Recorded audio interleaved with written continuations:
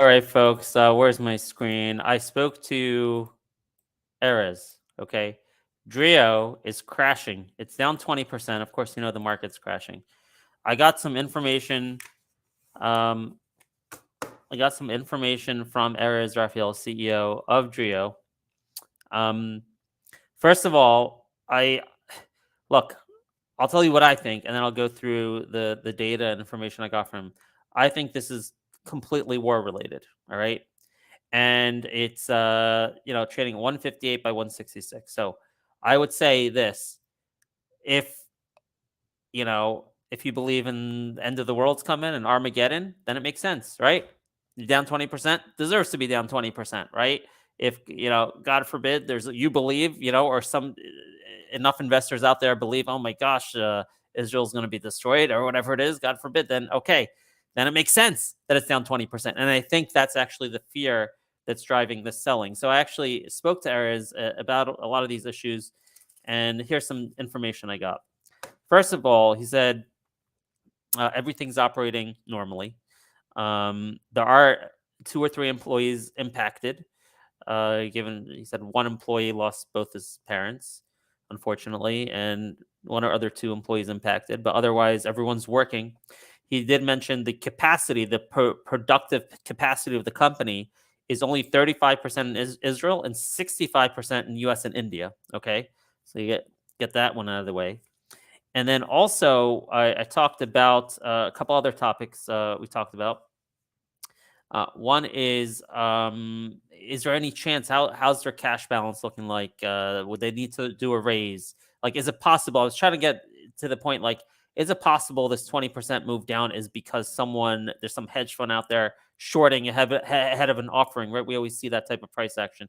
And I got the sense that no, it seems like no. He was like, no, we have lots of cash now. Like, cash isn't even a worry, and I think it's around 50 million after the latest offering.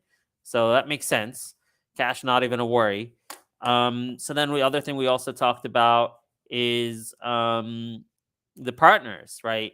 Is while there might be some investors who are skittish about the war, how about their partners? How about Sanofi? How about Aetna?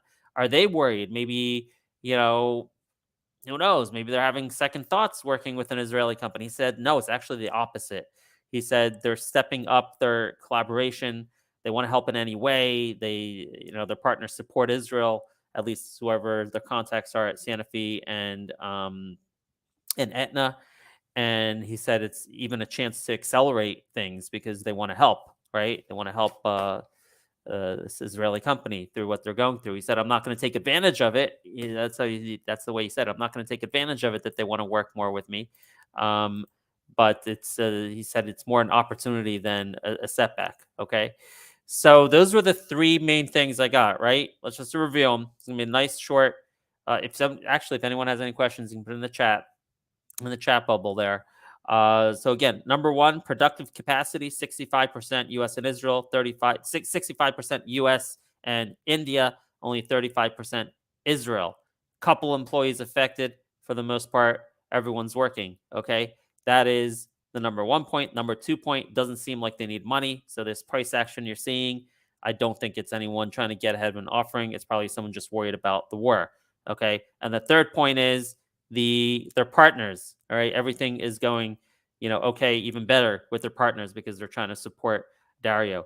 All right. On the negative side, like I said, if you believe this is Armageddon, then it makes sense that it's down 20%, right? I happen to believe there is a possibility of something like an Armageddon. So like in my retirement account, I've been selling everything. I don't have a lot of DRIO left. Actually, I didn't sell DRIO. I went through like the last 3 or 4 days. I was going through indiscriminately selling 10% of everything, whether it was Microsoft or Amazon or SMSI, or I didn't care. The only one I didn't sell was DRIO. And I just felt kind of bad punishing them for what's going on. But I don't have a big position anyway. I sold most of my position. Actually, I sold all of my position back when they had that conference call that Aetna is going to be delayed till early next year. But I did get back in relatively small size about a month and a half ago, $3. So I'm down at this point, look at that, 50%. But I get it, right? You get it. If you don't think it's the end of the world, if you think Israel is going to survive this and come out even stronger, then this is a screaming buying opportunity. And even if it's a messy, long war and maybe not the best, just a reminder here, 65% of the productive capacity of the company in India and the United States. So that's the story with DRIO as we watch the markets just absolutely dive over here. Just a quick look. Let's see what we're dealing with. Gold continuing to break out. I really view everything that's happening in the market now through a geopolitical lens. I would just went through this on the 1 p.m. update, but I think everything right now is about the war. You can see it reacting to every headline. Israel's not going in. Israel is going in. And it's like the Armageddon play. That's what's going on, you know? So I'm looking at the possibility of things really diving into the close. They already are. See, UVXY is flying right now.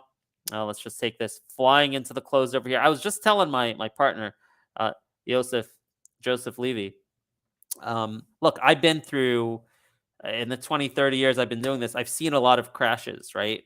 Um, for COVID, geopolitical stuff, whatever, just fear of Black Mondays or whatever. I've been through a lot of them. And the ones that you go through, they're just seared in your mind, right? They're seared in your mind and they feel like this. So like every time you're like accelerating, it's the middle of the day, there's a lot of headlines, a lot of geopolitical stuff, right? I remember those occasions when it just continues accelerating. Let's say SPY is down 1.5%. Well, wow, we could be down 3, 4% by the end of the day. That's what it feels like. But 90% of the time, that doesn't happen. But I don't remember the 90% of the time, right? 90% of the time, you bounce off the lows and everything's okay. I don't remember the 90% of the time. I remember the 10% of the time. Okay. And I really feel justified in predicting that this is going to be one of the 10% of the time, especially with SPY now, 417.53. All right. SPY is below 417.80, which was the low on Monday. Like, I really feel we're going to be diving into the close. I'm looking at this. I can see SPY at 416 easily by this afternoon. So that's kind of the backdrop behind why DRIO. It sounded like I went on a tangent, but I didn't. Bringing it all back, right? That's why DRIO is going down. It's market related. It's geopolitical related. It's an opportunity here if you believe it's not the end of the world. And with that, good luck to everyone. We made some mistakes this morning, and right now we're kind of rotating into shorting the market, UVXY, gold, and hopefully that'll turn our account around and we can turn green for the day. I think we have a good shot at that. All right, everyone. Thanks for joining. If you have any questions, let me know in the chat. All right. Thanks, guys.